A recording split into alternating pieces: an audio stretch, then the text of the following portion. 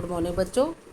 आज हम करेंगे सिविक्स का पहला लेसन। हम कर रहे थे उसी को हम आगे करेंगे। अब करेंगे हम सत्ता की साझेदारी के रूप की। सत्ता में साझेदारी किस प्रकार से होनी चाहिए। राजनीतिक सत्ता का बंटवारा नहीं किया जाता है। इसी धारणा की सत्ता की साझेदारी का विचार सामने आया था। लंबे समय से यही मान्यता चली आ रही थी कि सरकार की सारी शक्तियाँ एक व्यक्ति या किसी खास स्थान पर रहने वाले व्यक्ति के हाथ में न रहनी चाहिए। अगर फैसले लेने की शक्ति बिखर गई तो तुरंत फैसले लेना और उन्हें लागू करना संभव नहीं होगा। लेकिन लोकतंत्र का एक बुनियादी सिद्धांत है कि जनता की सारी शक्ति राजनीतिक शक्ति का स्रोत है। इसमें लोग स्वयं शासन की संस्थाओं के माध्यम से अपना शासन चलाते हैं। एक अच्छे लोकतांत्रिक शासन में समाज के विभिन्न समूहों और उनके विचारों को उचित सम्मान दिया जाता है और सार्वजनिक नीतियाँ तय करने में सबकी बातें शामिल होती हैं। इसलिए उसी लोकतांत्रिक शासन की अच्छा माना जाता है जिसमें ज़्यादा से ज़्यादा नागरिकों को राजनीतिक सत्ता में जिम्मेदार कराया जाए।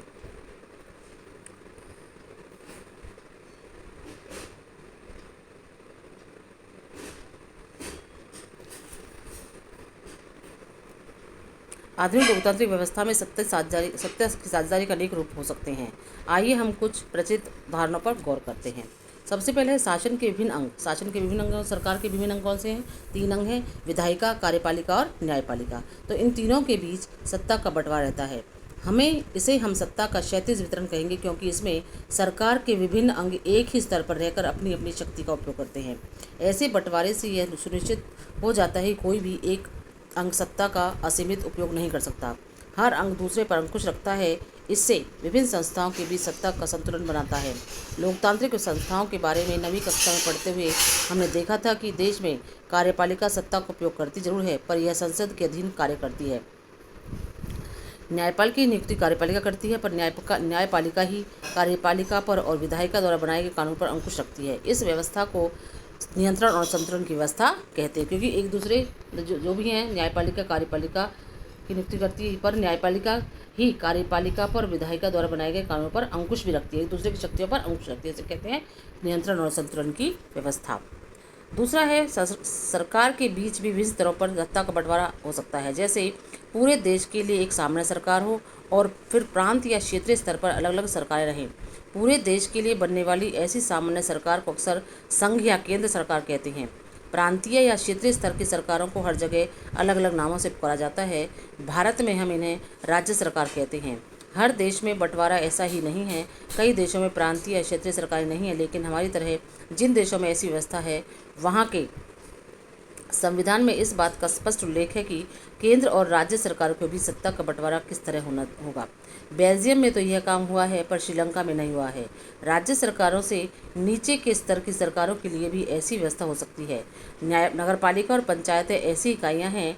उच्चतर और निम्नतर स्तर की सरकारों के बीच सत्ता के ऐसे बंटवारे को ऊर्ध्वाधर वितरण कहा जाता है।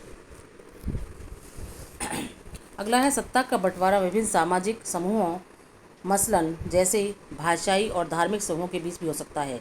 बेल्जियम में सामुदायिक सरकार इस व्यवस्था का एक अच्छा उदाहरण है।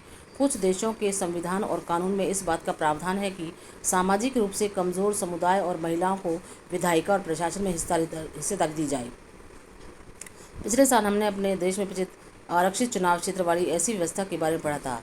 इस तरह की व्यवस्था विधायिका और प्रशासन में अलग अलग सामाजिक समूहों को हिस्सेदारी देने के लिए की जाती है, ताकि लोग खुद को शासन से अलग न समझने लगें।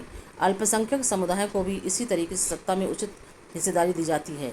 सामाजिक विविधताओं को शासन में भागीदारी देने के अलग अलग तरीकों पर हम इकाई 2 में चर्चा करेंगे। सत्ता के बंटवारे का एक रूप हम विभिन्न प्रकार के दबाव समूहों और आंदोलन द्वारा सत्ता शासन को प्रभावित और नियंत्रित करने के तरीके से भी लक्ष्य कर सकते हैं। लोकतंत्र में लोगों के सामने सत्ता के दावेदारों के बीच चुनाव का विकल्प जरूर रहना चाहिए। समकालीन लोकतांत्रिक व्यवस्थाओं में यह विकल्प विभिन्न पार्टियों के रूप में उपलब्ध होता है। पार्टियां सत्ता के लिए आपस में प्रतिस्पर्धा करती हैं। पार्टियों की यह आपसी प्रतिद्वंद्विता ही इस बात को सुनिश्चित कर देती है कि सत्ता एक व्यक्ति या समूह के हाथ में न रहे। एक बड़ी समयावधि पर गौर करें तो पाएंगे कि सत्ता बारी बारी से अलग अलग विधायिका और सामाजिक समूह वाली पार्टियों के हाथ आती जाती रहती है।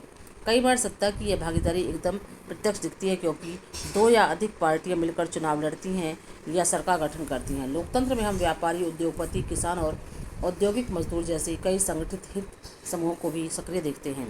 सरकार की विभिन्न समितियों में सीधे भागीदारी करके या नीतियों पर आम प्रेरित सदस्य वर्ग के लाभ के लिए दबाव बनाकर ये समूह भी सत्ता में भागीदारी करते हैं। इकाई 3 में हम राजनीतिक दल, दबाव समूह और सामाजिक आंदोलन की कार्यप्रणाली पर गौर करेंगे।